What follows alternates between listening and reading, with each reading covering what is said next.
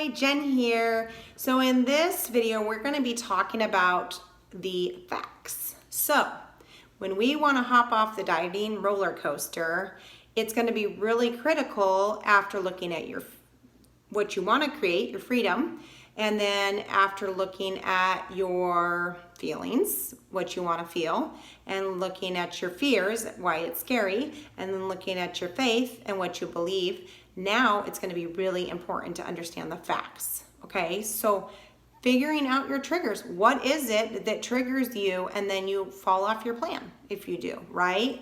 Write out your food story. What is it that you've been eating? What do you like to eat? What do you think you can eat? What do you want to be eating? How is all of that? It's just the facts. We're just going to be dumping facts now, okay?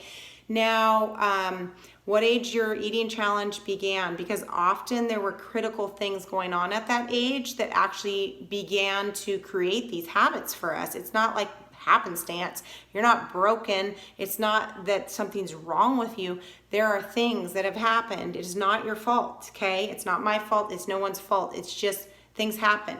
We get into habits and ways of doing things that sometimes we want to change, and now we need to look at what actually did happen, right? And why is this so important for you? How and when did food become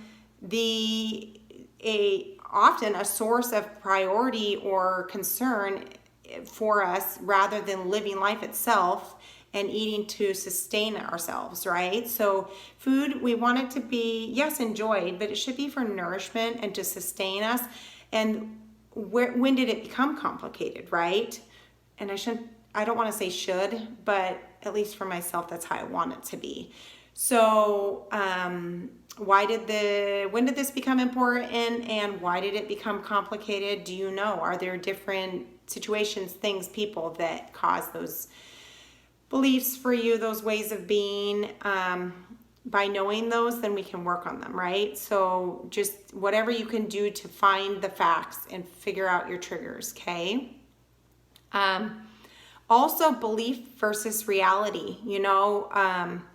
Like I'll tell you one thing that was really hard for me was, some of the parenting that I experienced, okay? And so to be totally honest, and sorry, mom and dad, but they were really great parents, but I had a lot of hard feelings about different things that I went through and how I felt like I was treated.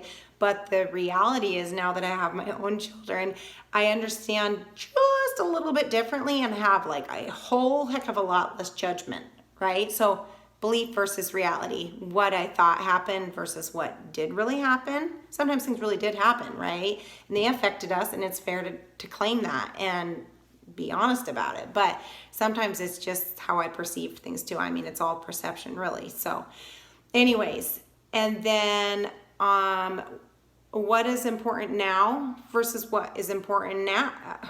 Then what was important before, now what's important. So when I first got married and had kids, I wanted to be super thin, like a Barbie doll, right? And then as my